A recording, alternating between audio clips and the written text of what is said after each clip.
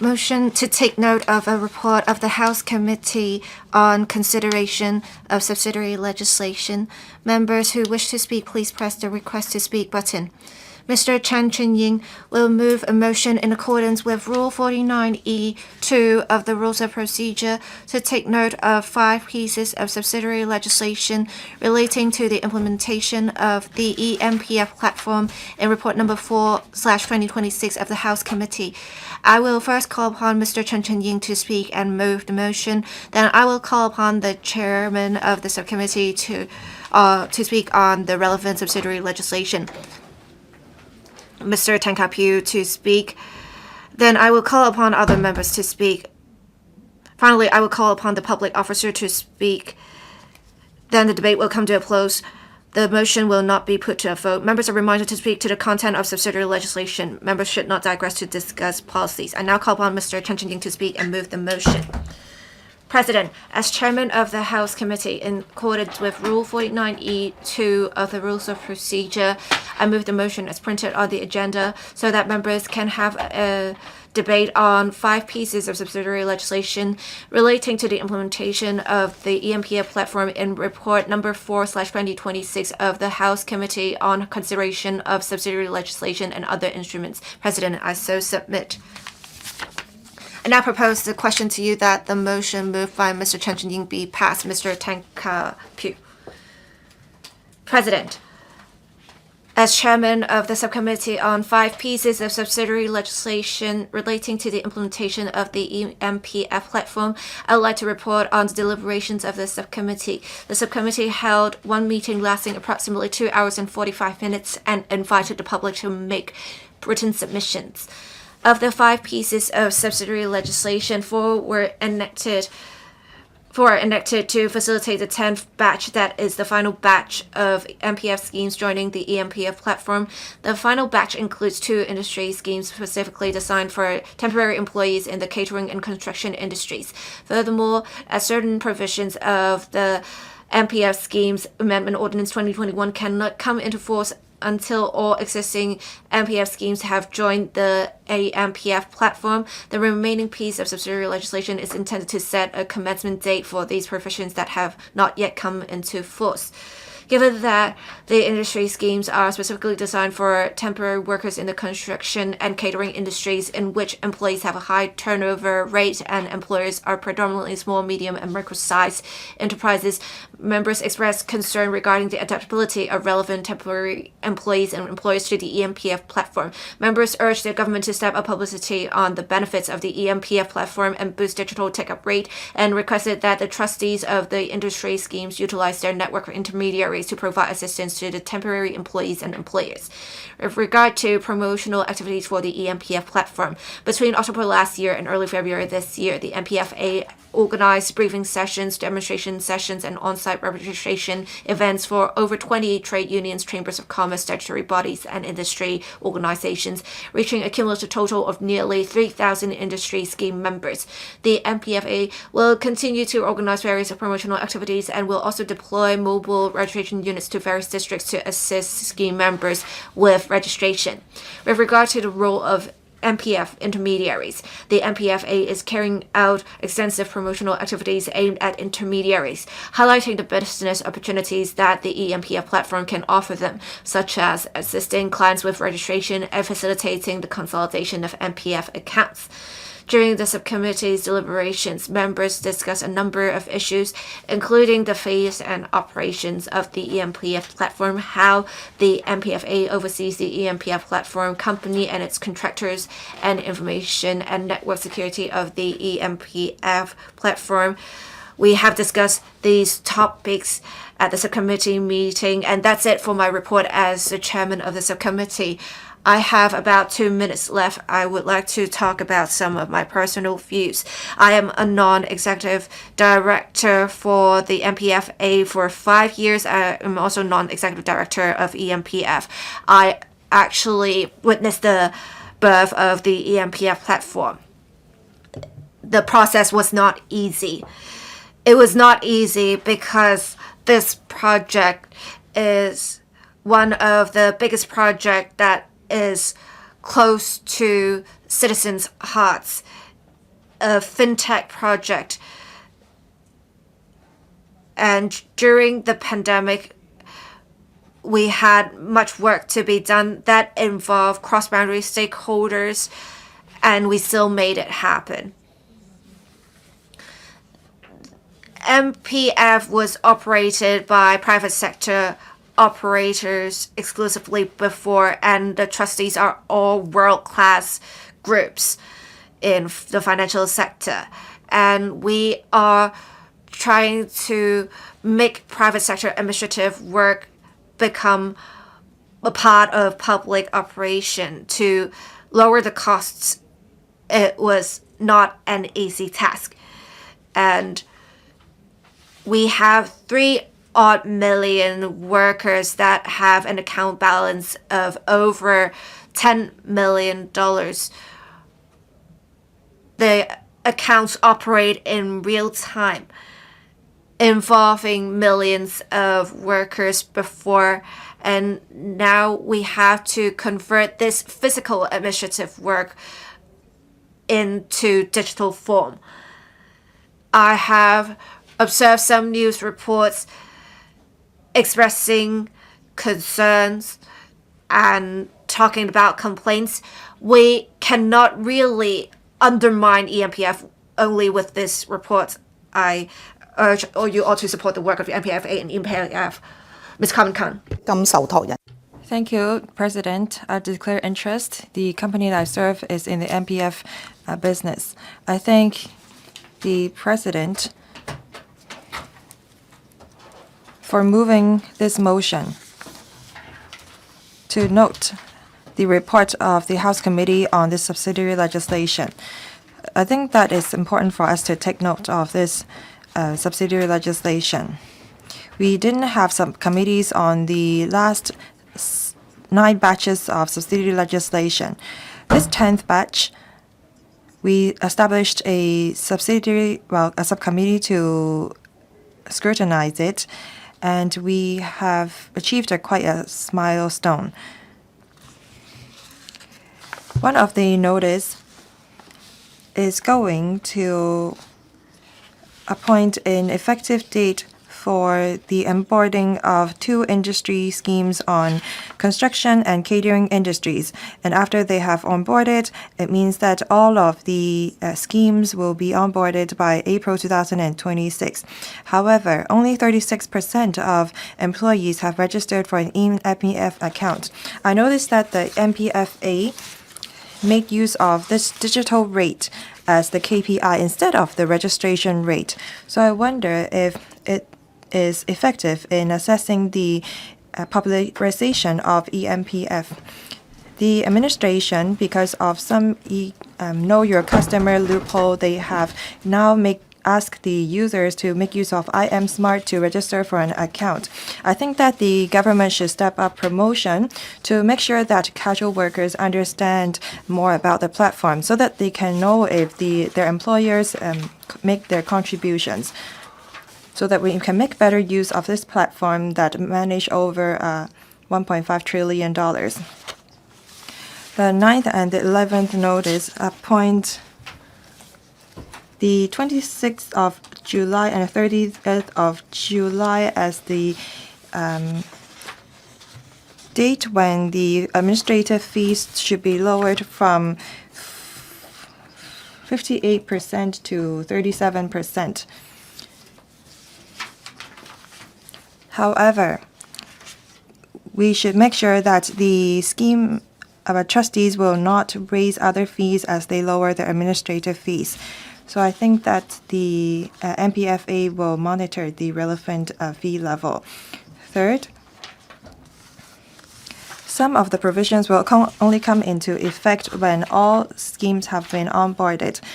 The 8th notice is exactly on this. Section 19S on the registers will come into operation on the 5th of October this year. The EMPF platform company is wholly owned by MPFA. However, some of its duties is outsourced to PCCW. So we have to monitor the performance of this contractor. President, I made the suggestion that by 5th of October this year, we must review the contract between MPFA and the contractors. We have to look at their performance pledge and penalty. We have to look at the responsibility framework. Section 19S sets out the information that employees have to provide before they can have access to their MPF account. Third, I think that we have to enhance the governance of MPFA. We have to have stricter requirements on MPFA and the contractors to ensure information security and cybersecurity. President, we have received many constructive suggestions from sector representatives and hope that the MPFA will actively follow up on them. A strong governance structure of the MPFA will instill confidence in the members of the public. According to Section 6PA, the Commissioner of Audit has the power to review the work of the MPFA. Mr. Lam Chun-sing, thank you. President, I have to declare interest. I am the chairman of a MPF of the subsidiary legislation of the MPFA. Well, 2 of the industry schemes will be onboarded the eMPF platform in March and April this year. This is the last batch of industry schemes that will be onboarded. After that, the eMPF platform will be in full operation. This means that we are going to fully digitalize the management of MPF schemes, and this will promote Hong Kong into a smart city. So I recognize the efforts of the colleagues of the eMPF. I support the incorporation and onboarding of larger schemes first. Finally, we are having the last 2 industry schemes onboarded. The 2 industries are for casual workers of construction and catering industry.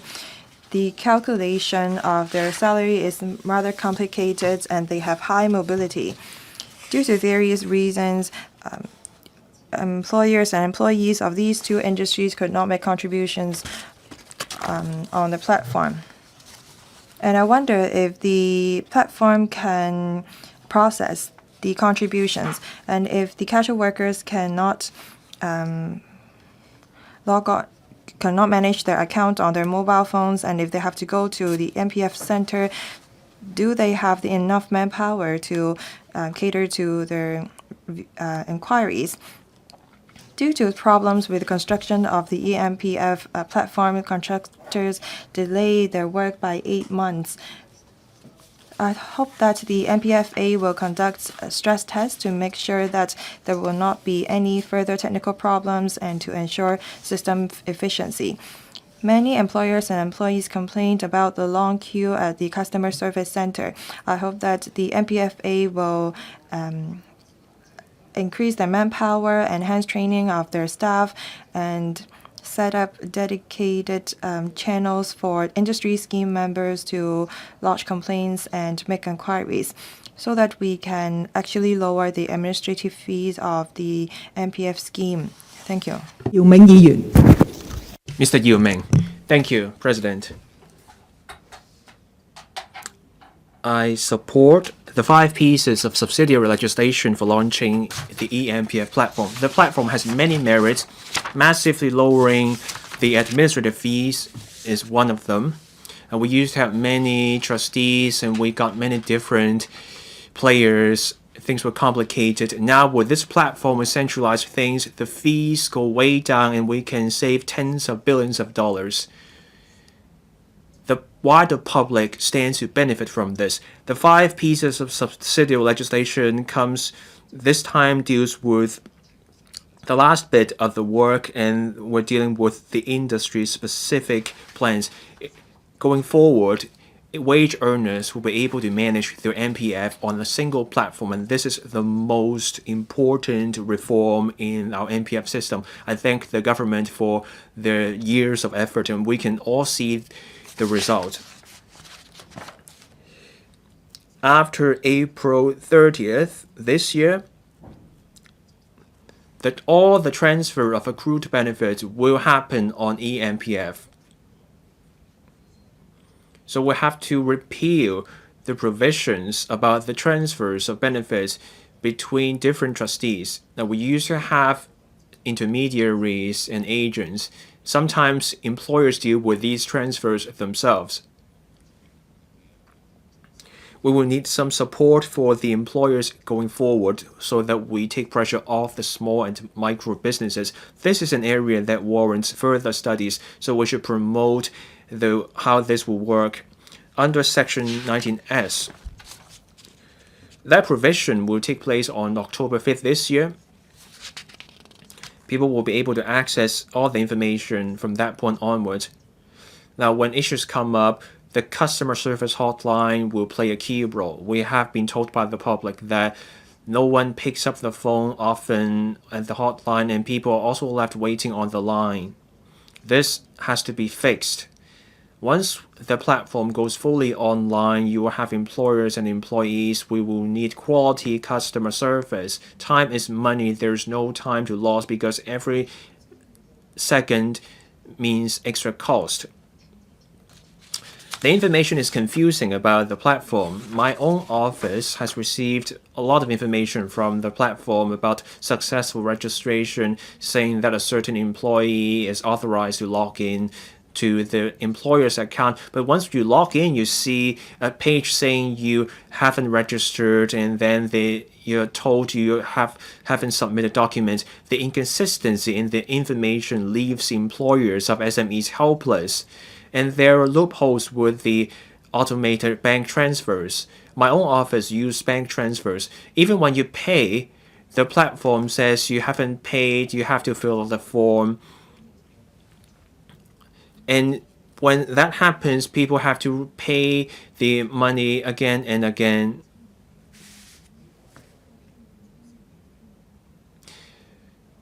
We need more support for SMEs so that businesses do not get charged extra by mistake.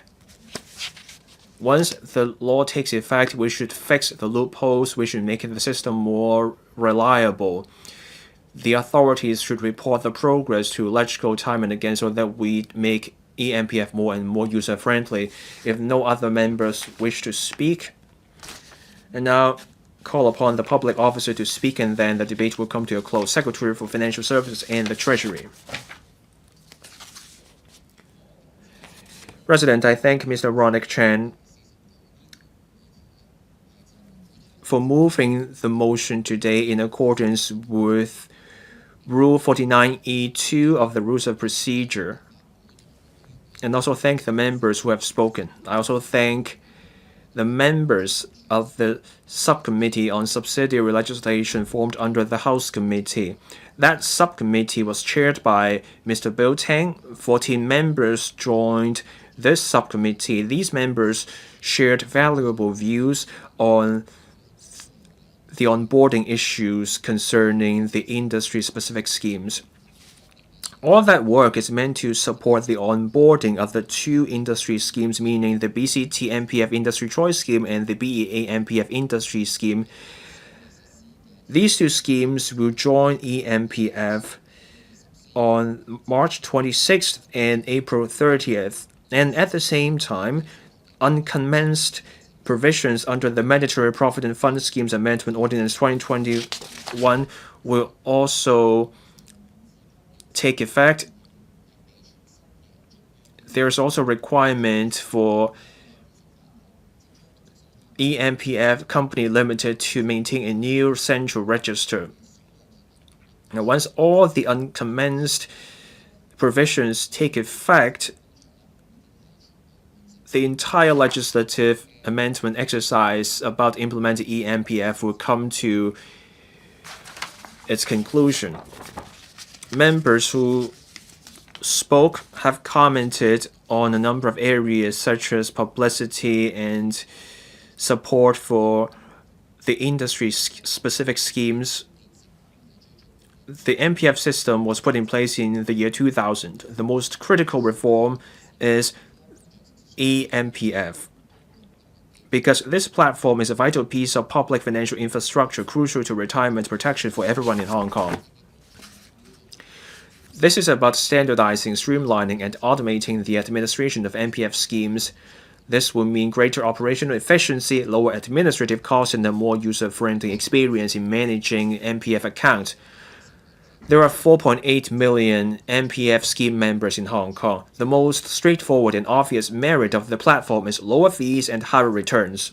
Based on the latest projection of the MPF Authority, in the first 10 years of the launch of the platform, meaning by 2034, we expect savings of $50 billion for members, and that's more than the $30 to $40 billion projected previously.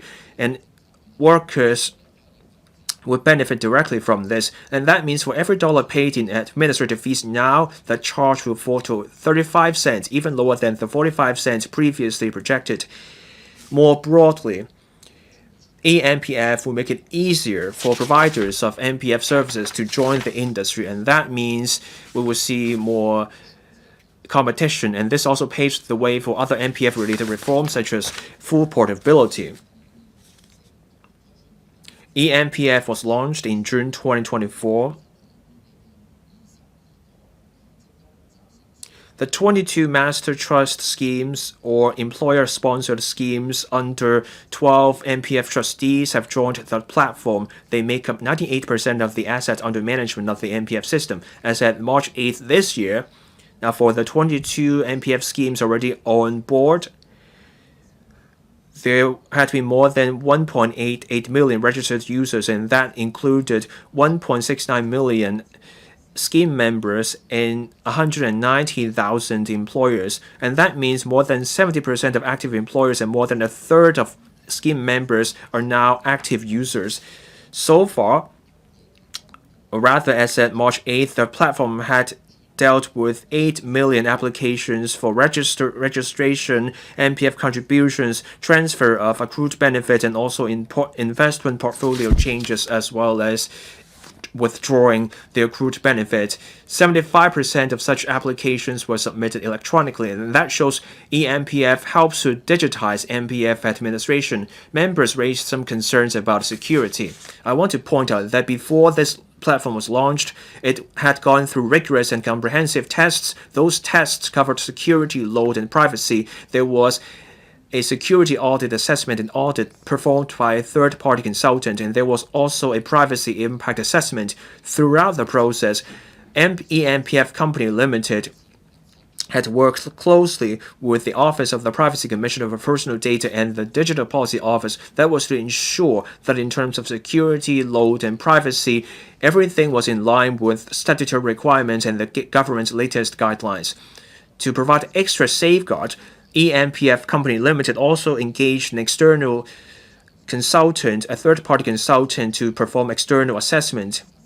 After the platform went live, the EMPF company has launched round-the-clock network surveillance to detect and stop cyber attacks, and there will be regular cybersecurity drills and annual security audits to assess risks and identify loopholes. This is to ensure the platform is robust, reliable, secure, and user-friendly. Members also raised points about customer service. The government has urged EMPF Company Limited to take more proactive measures to enhance customer service across the board, and that includes scaling up the service center, extending the operating hours of the centers, massively increasing frontline manpower, stepping up training, and building the service capacity and shortening turnaround time. In terms of manpower, as at the end of February this year, the project team had grown in size by more than 60% to 42,000 staff members. Among them, 1,300 officers were dedicated to complaints and inquiries, and that meant a 500% increase in the manpower over the past year.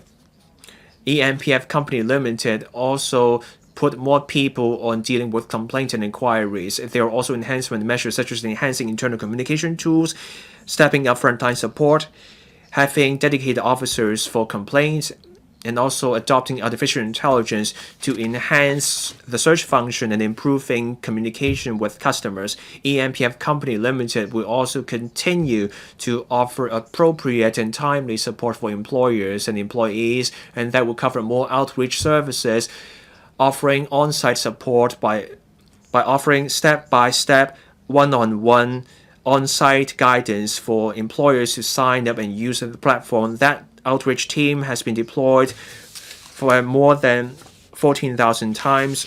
I encourage employers with a need to go to the website or use the hotline of eMPF to access the services. eMPF is a vital piece of public financial infrastructure. We have to ensure the platform is reliable and robust, as well as secure and user-friendly. Users' feedback is vital to enhancing the service quality. The government, MPFA, and the eMPF Company Limited will continue to listen views from all sides. We will continuously implement enhancements to improve customers' experience. I am here to hear from members, and for all these views I've received, I'm grateful, and we will consider these views carefully. We will continue to monitor the contractor's performance continuously to ensure smooth operation of the platform and improve people's experience. In accordance with Rule 49E(9) of the Rules of Procedure, I will not put any question on the motion. I now adjourn the Council until 11 a.m. on Wednesday, 25th of March 2026.